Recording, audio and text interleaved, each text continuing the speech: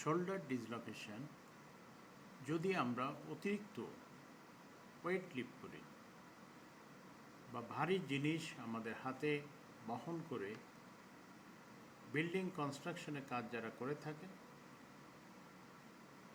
এবং এই শোল্ডার জয়েন্টের যে লিগামেন্ট যদি আনস্টেবল হয় তো সেক্ষেত্রে হিউমারাস গ্লিনয়েড ক্যাভিটি থেকে নিচে চলে আসে যা শোল্ডার ডিসলোকেশন তৈরি করে। তো এই জন্য ভারী জিনিস বহনের ক্ষেত্রে ওয়েট লিফট এক্সারসাইজের ক্ষেত্রে বিশেষ সতর্ক অবলম্বন করতে হবে।